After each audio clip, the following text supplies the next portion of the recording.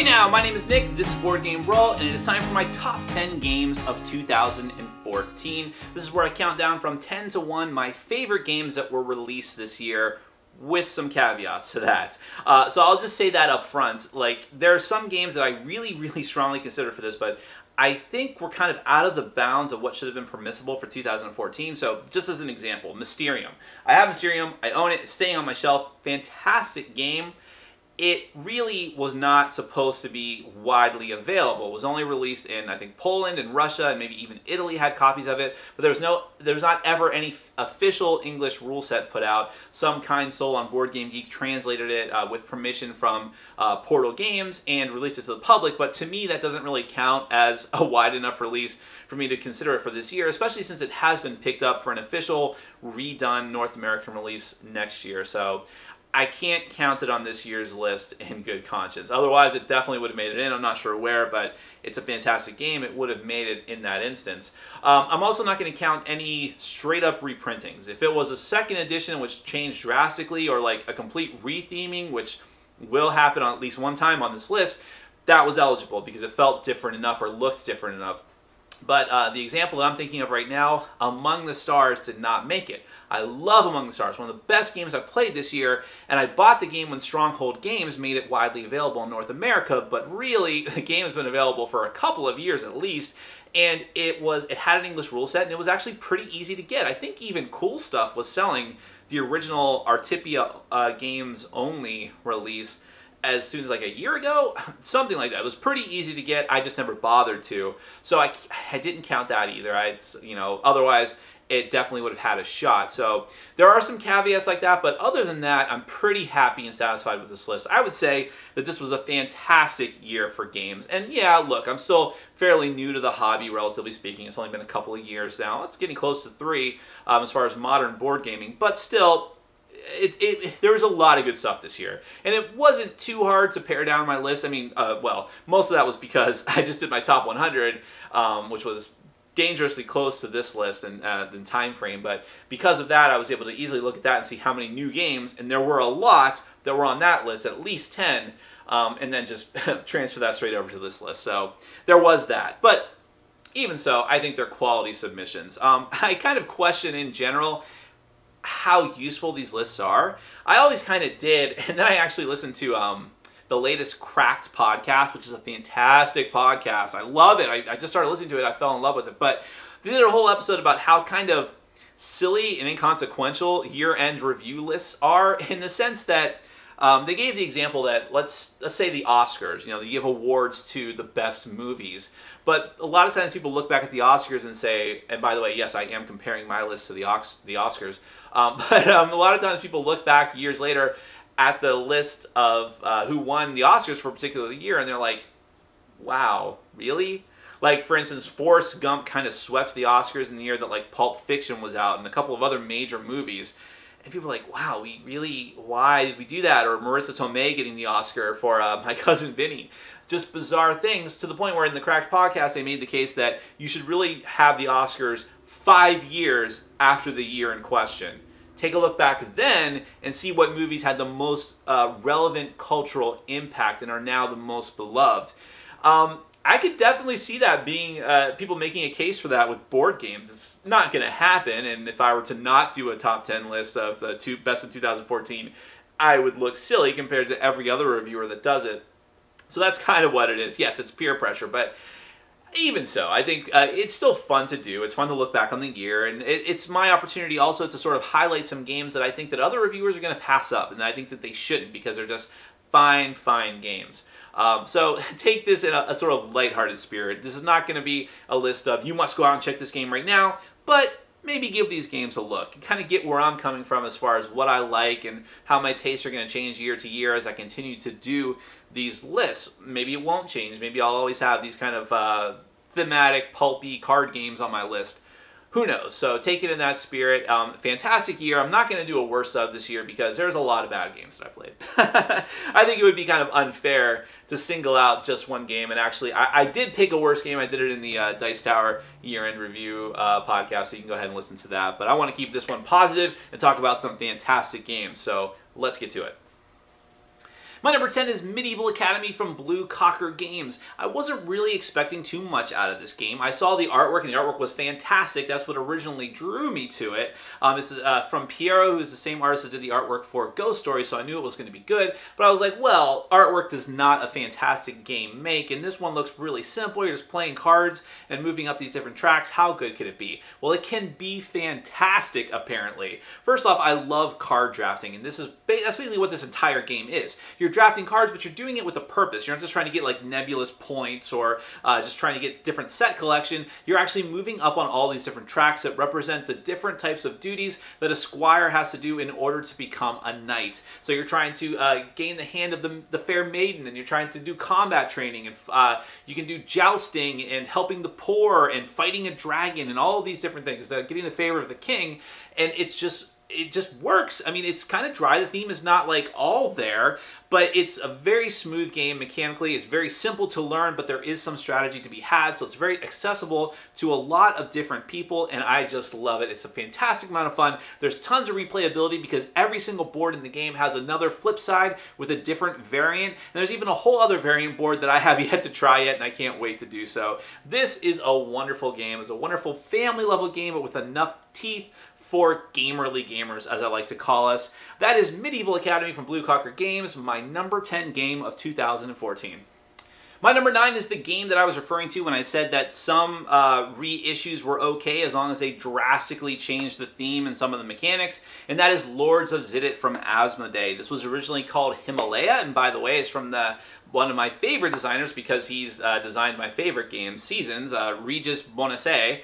But I never played Himalaya. I've only played Lords of Zidit. I'm sure Himalaya is a fine game too, and the reason being that I know that is because I love Lords of Zidit. It's very, very different from his other work, Seasons, so don't compare it to that too much, although it has the same beautiful artwork and sort of fairy tale theme to it.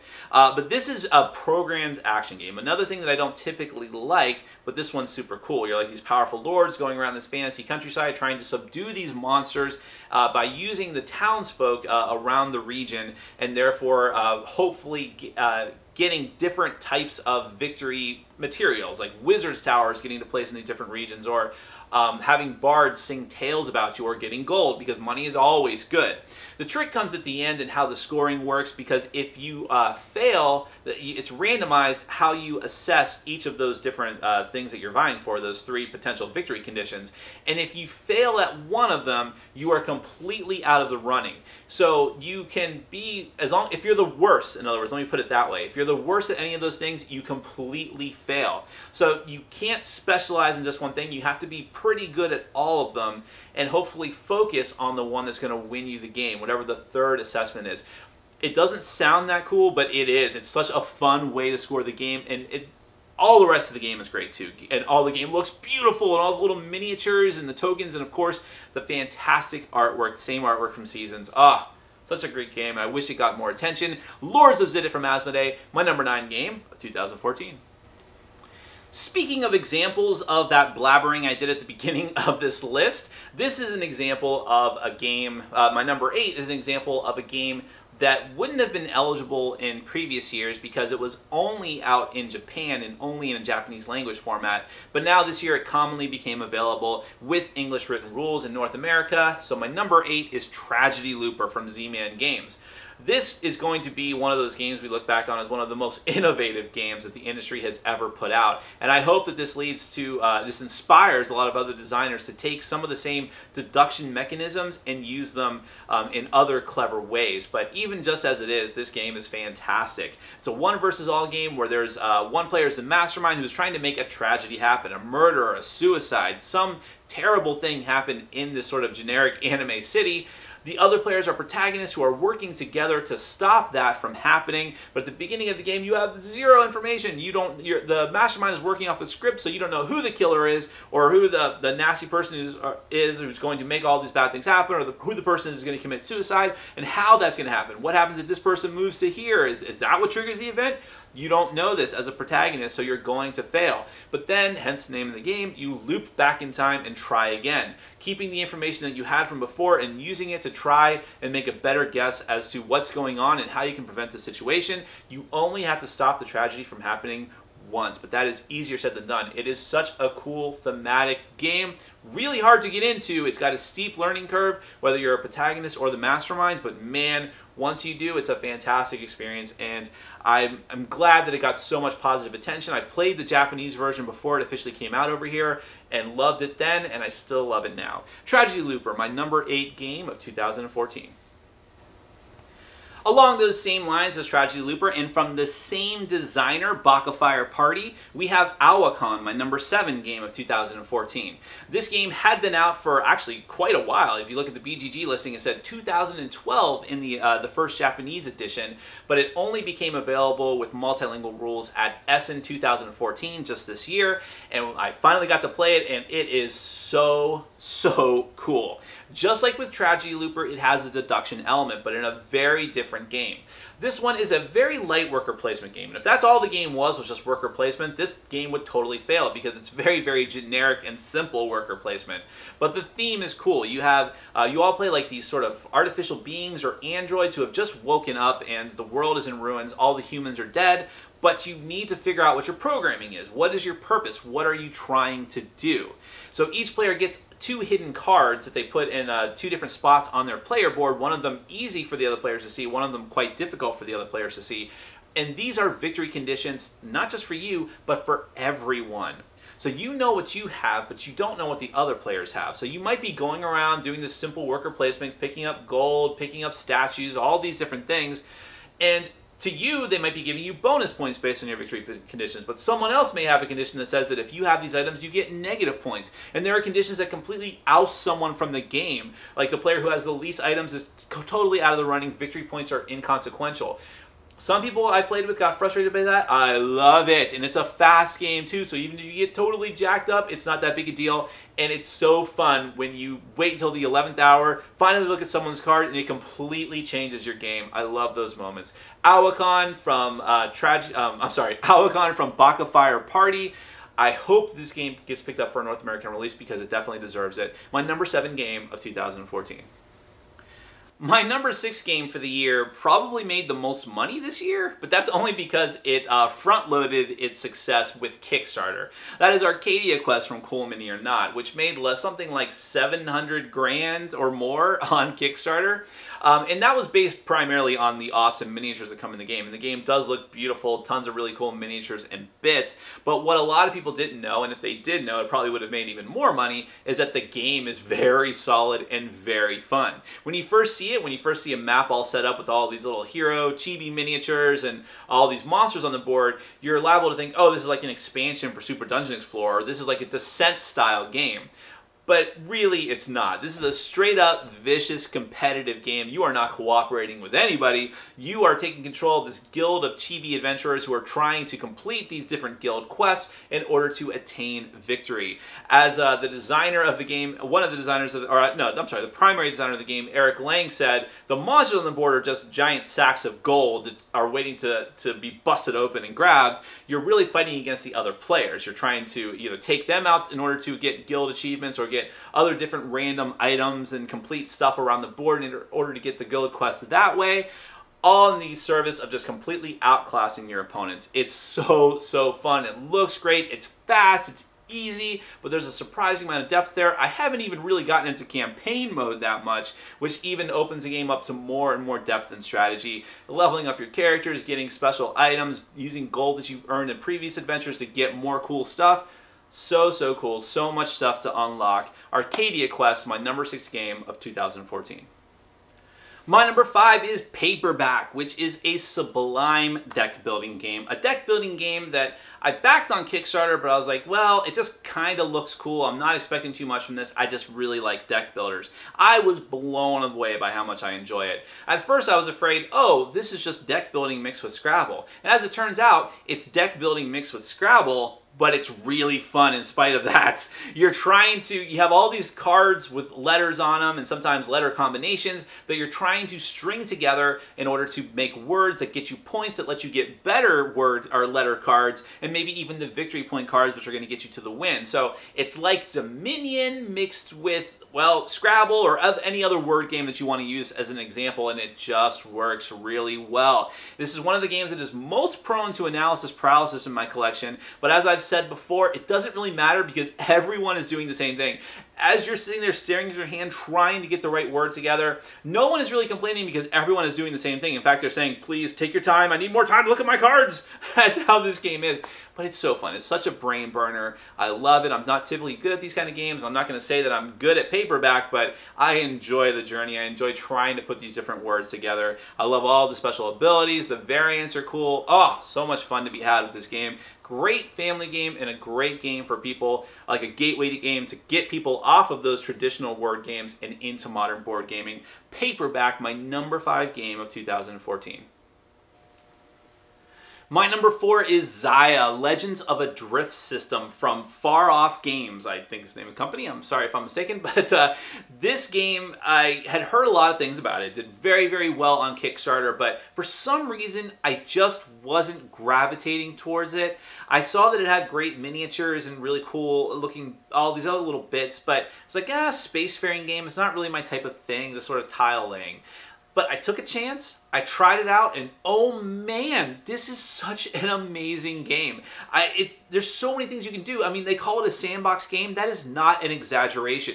You can fly around the galaxy, you can do pick up and deliver trading, you can blow the other players out of the sky, you can go exploring to try to get as many tokens as possible, you can use warp gates. There's so many different things you can do in this game. Upgrading to different ships, that's really cool. And you get to keep your special abilities, you can go flying on missions.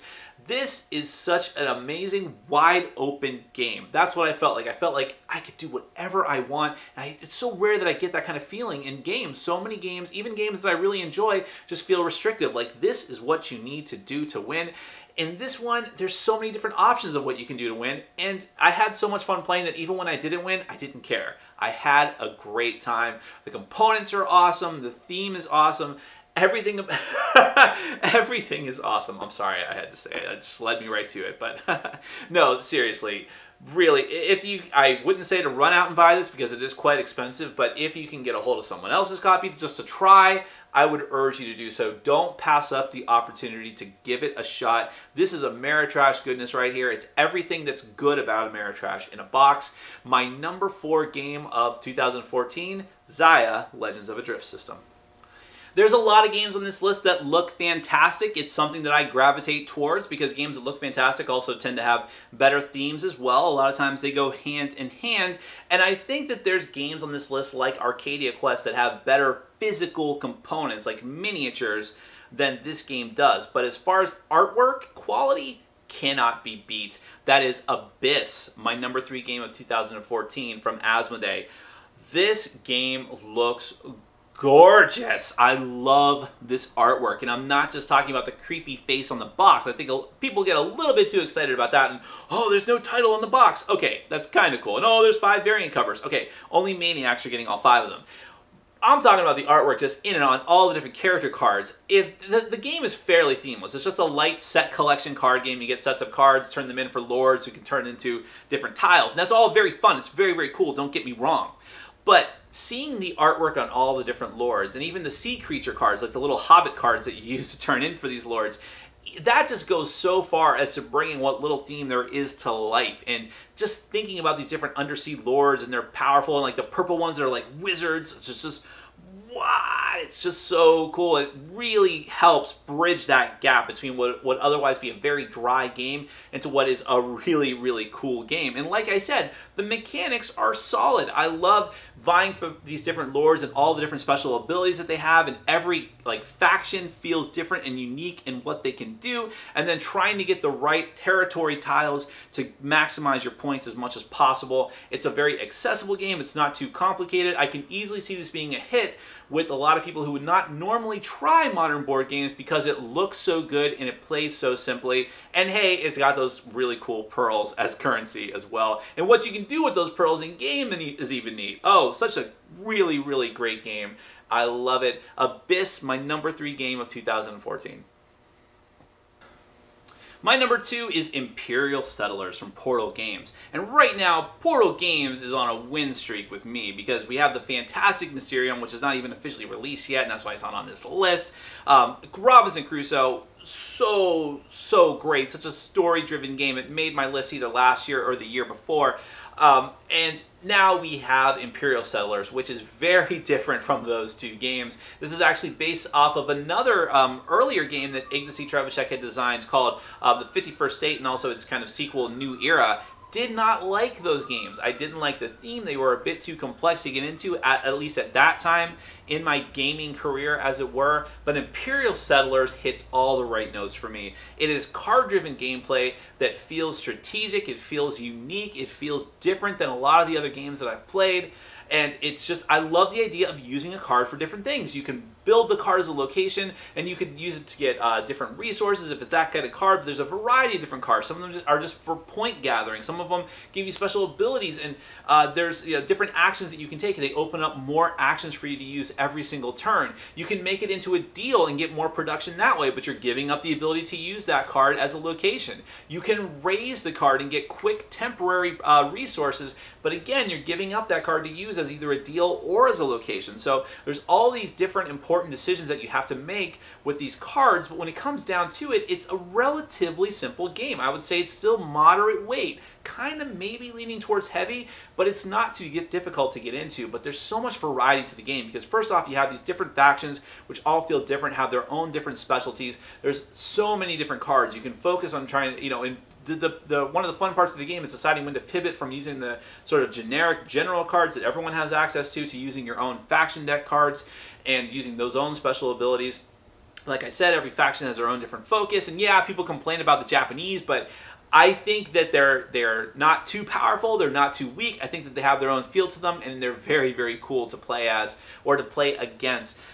I just like everything about this game. The production quality is stellar. I like the little bits. I love the artwork. People complain about the small text, but I'm not 100 years old yet, so I don't care too much about it. But I'm sorry, I don't mean to insult anybody, but really, this is a solid, fantastic game. It was really going to be my number one for a while. My number one and my number two could easily be switched back and forth, but even as number two, this game should be proud. Yes, it should be proud to be on my list, but anyways, Imperial Settlers, check it out. It's widely available. Stellar, stellar game. Another stellar game from Portal Games.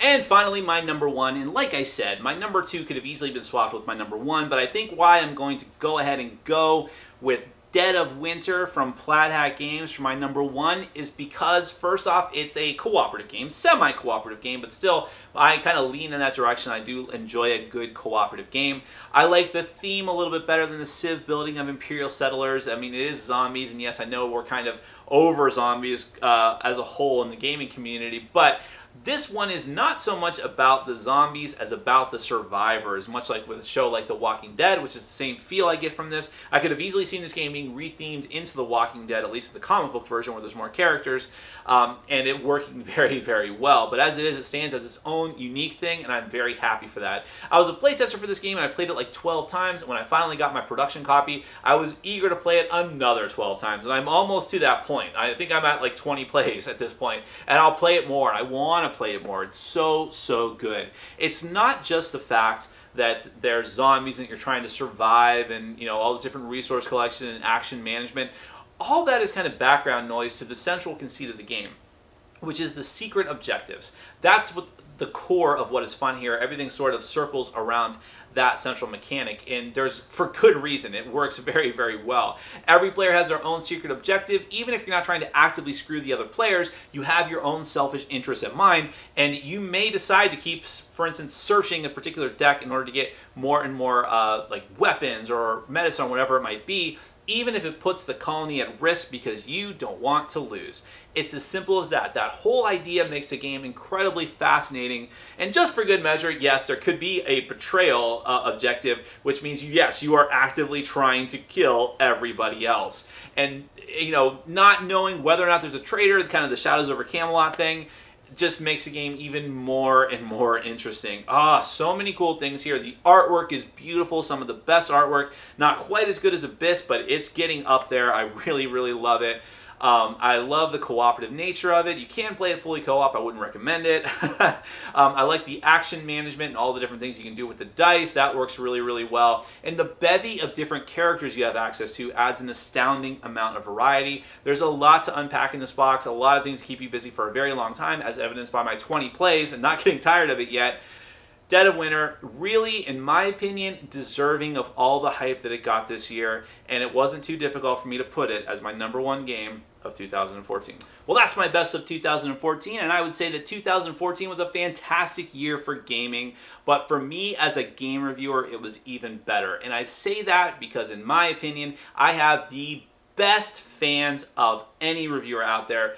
Hands down, bar none, and I mean that sincerely. You guys and gals are awesome, and I love you all for everything you have done to make my channel grow throughout this past year. I never would have imagined at the beginning of the year that I would get to almost 6,000 subscribers as of the time of this recording, and over 500,000 views. It will easily get to 1 million views this year if we continue the way that we are, and that just blows my mind. And a lot of people say what I'm about to say with like sort of a false modesty and humbleness, but really, it's because of you. I just kind of get up on camera and just say a bunch of stuff that I think is fun and interesting to me. I just do it because I like it, but you guys have seen some value in that and are continuing to watch. Every time you watch a video, every time you comment, every time you give me feedback, good or bad, it's just another way that's making the channel grow and get better and better, and I love you for it. Thank you so much. I really and truly am appreciative, and I hope that you continue with me into 2015, because there's even bigger and better things ahead. I just have a feeling in my gut. So thank you so much for watching. Here's to another fantastic year, and I hope all of you have a happy New Year's and that your 2014 was as good as mine was. Thanks for watching. Take care.